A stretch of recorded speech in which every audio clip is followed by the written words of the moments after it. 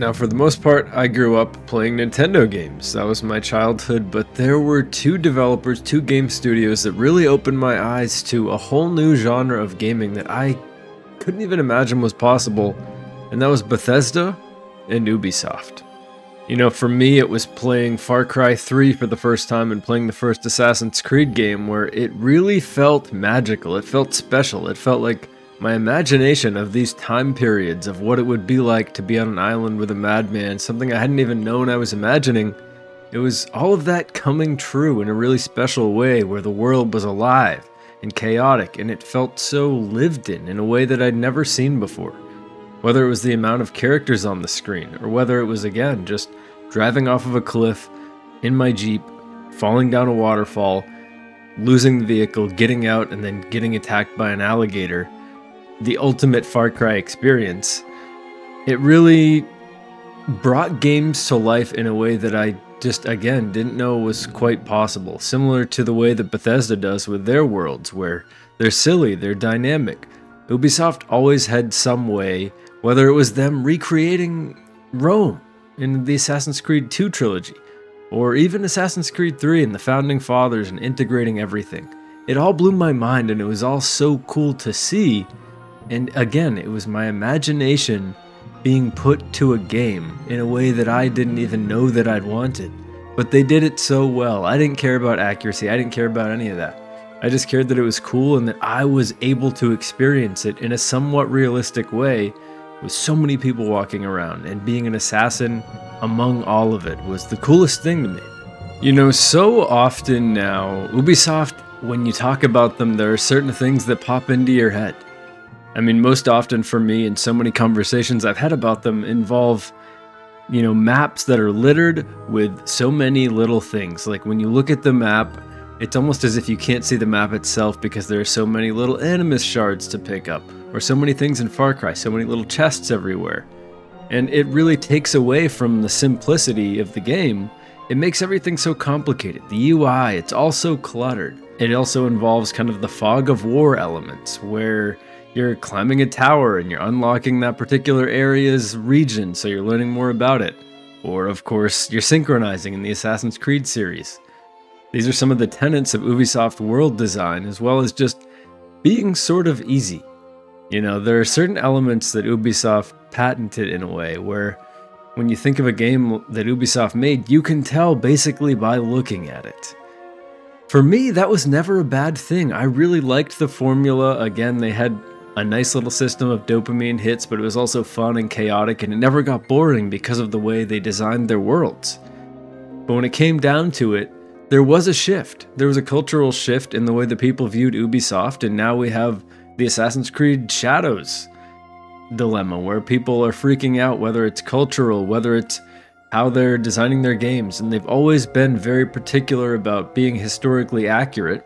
They've always, at the end of their games, had long lists of credits to people whose entire jobs were to make sure that the architecture, the culture, whatever it was accurate to the time period that they're designing around.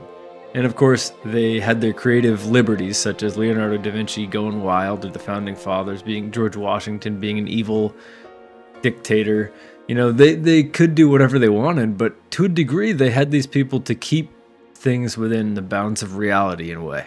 And then, of course, with Assassin's Creed Shadows and Yasuke and how they morphed that reality, it really brought in people that you could tell had never played the series and had only heard that, oh, it's so cool, it looks exactly like Rome, and architecturally, yes. Ubisoft always made some cool games, even the Division games and their architecture of DC. It was always really cool to experience. But Ubisoft, again, is just under fire, whether it's even Star Wars Outlaws. They just make the most average games you can possibly think of. And I will always say, still to this day, Far Cry 3, Far Cry 4, Far Cry Primal, and I've been playing through Far Cry 6, which is what spurned this video idea, and Far Cry 6 even, is actually a pretty good time with an interesting world. Now with Far Cry 6, I wish there were more wildlife elements. It's missing that. It's one of my favorite parts of the Far Cry games. But these games, and that's a modern Far Cry game, are kind of the peak of Ubisoft for me. And then if we go into Assassin's Creed, we want to talk about that. Of course, you have the Ezio trilogy, Assassin's Creed 2, and then the Brotherhood and Revelations. Assassin's Creed 3, also love that. Love 4. I love Origins and Odyssey, but I think it was really, when it came down to it for me, Far Cry 5 was where they started to lose some of the magic. Didn't quite fit in the same way that the wild experience of being trapped on an island in Far Cry 3 did. And it does feel similarly in 6, where you're not some random person who's a far cry from civilization. You're someone who knows the land, so there's kind of a cognitive dissonance there with even this recent game. But in terms of, again, what's going on with the Assassin's Creed series, I really think that it was around Odyssey and definitely Valhalla when people started to say, holy cow, open world is getting too big. Kind of that 2018, 2020 period. Because Origins, if I remember right, people really liked that, and I really, really love Origins. More than Odyssey in some ways, but I love Odyssey too. But it's when people started to realize bigger is not better necessarily. And with Valhalla especially. We don't need all of this. And here we are today. We haven't had a new Far Cry game in 4 or 5 years now. We had Assassin's Creed Shadows finally come out, and Mirage in between that, where they were trying to go back to their roots. Everyone knows their stock's plummeting. They're being bought out, but there's so much going on with Ubisoft right now. But at the end of the day, have they really changed? Is Ubisoft the ones who made what some people call masterpieces, and what I think is darn close to it in terms of the Ezio trilogy, and Odyssey and Origins really, I think, are the peak of the series as well. When it comes to these, are they really so different from what they used to be? That's the thing I always think about. When people say Shadows isn't the same, I don't think that's true. You see, so much of gaming, it's so interesting. I think it comes down to a couple of things for so many people. There are objective truths always, but there are also the subjective factors that go into something like this. And when I say this, some subjective factors I'm talking about are what time in your life you're playing games. Some of the fondest memories people will have is playing a game during COVID, during a lockdown period, when it was just them and that game and they didn't have to go to work and break the immersion. They could play for 8 to 10 hours a day, and that was all that they could do, so they'll never forget that experience. Other times you played it during the worst period of your life and you were just playing it to get away from yourself and everything else, and it didn't serve the purpose it needed, so you weren't truly able to experience the game in the best way. That is certainly a factor that goes into how people view games. But also another thing is we're always changing. And when it comes to Ubisoft, I truly think they have not changed very much at all. I think when it comes down to it, who has changed? It's us. It's our expectations. It's becoming weary of the open world, the open world experience, developing open world fatigue. And to a degree, yes, they've lost touch. They haven't been able to quite capture the magic of Assassin's Creed 2 and the following games in terms of that trilogy. But I think that to expect that is setting them up for failure. I think we really should take a step back and realize that what they're doing was never that deep anyway. They were never making masterpieces of games. They were making really fun, chaotic games that allowed you to experience something ridiculous and to have a lot of fun. That's really all Ubisoft ever offered, even in Assassin's Creed 2 and so forth. They weren't telling the deepest story.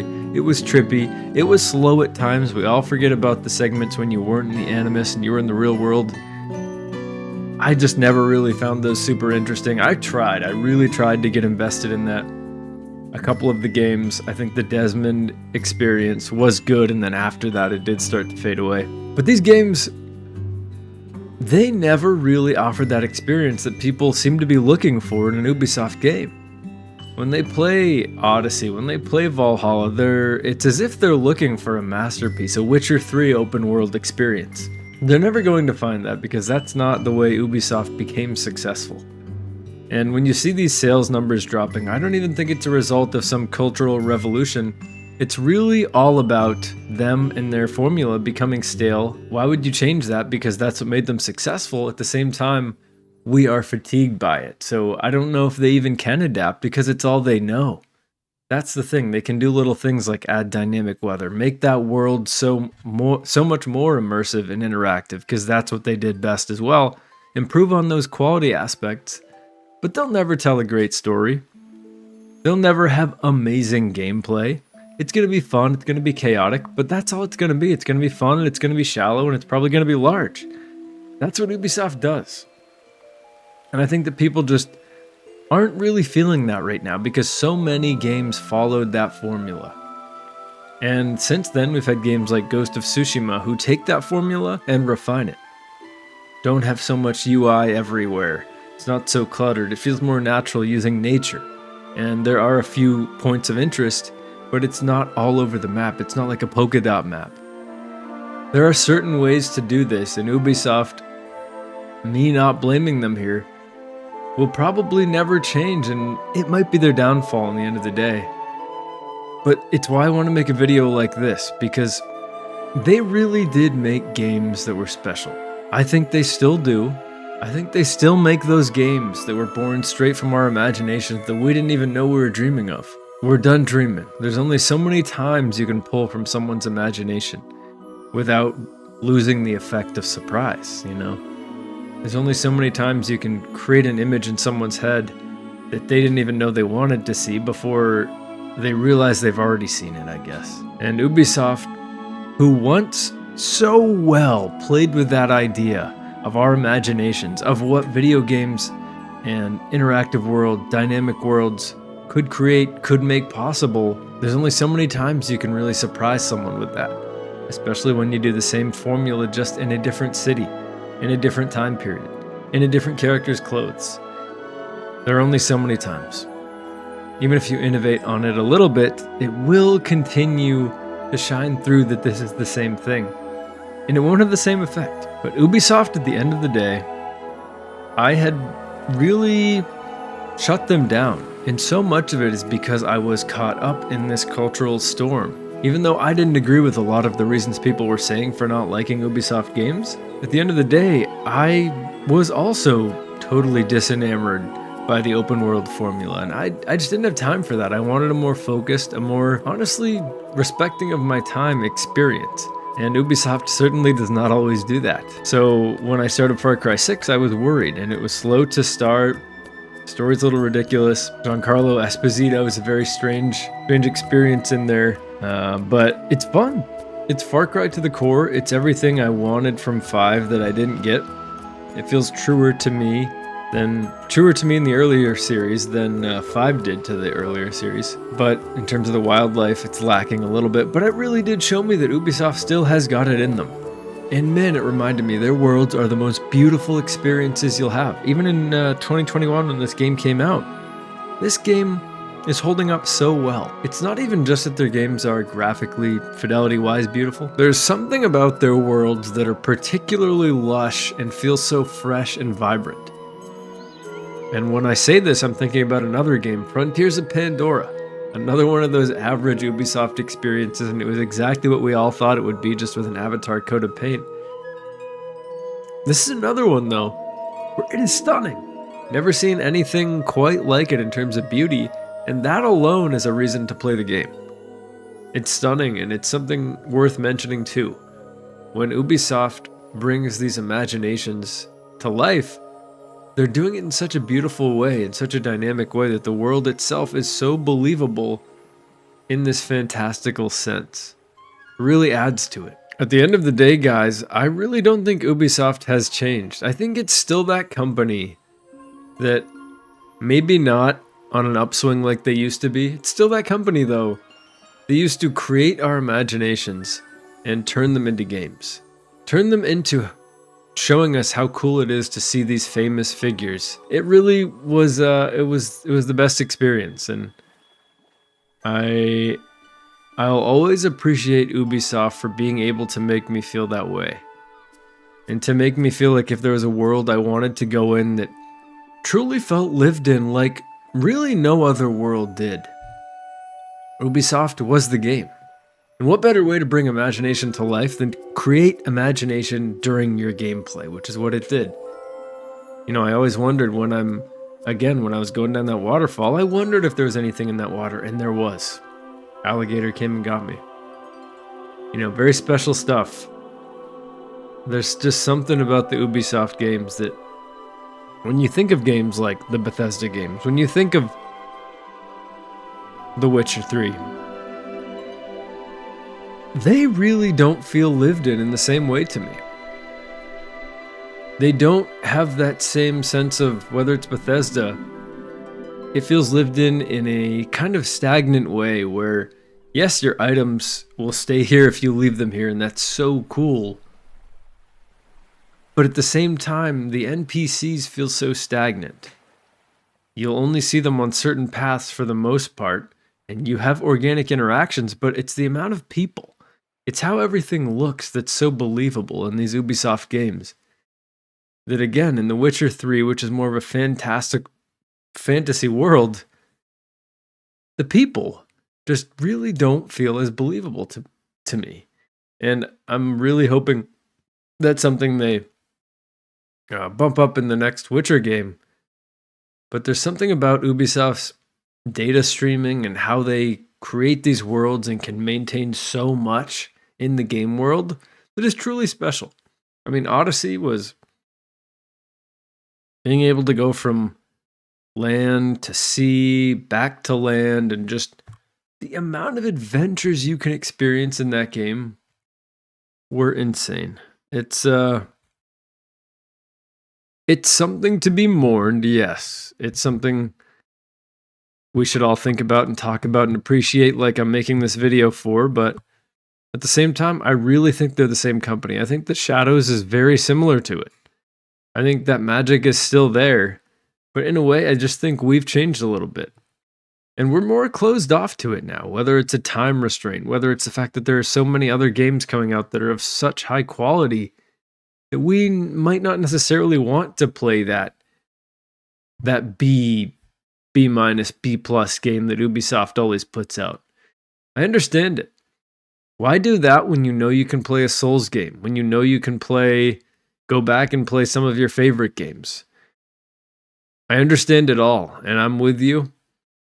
But at the same time, I'm playing Far Cry 6. I'm having a heck of a time, and I'm glad I'm back.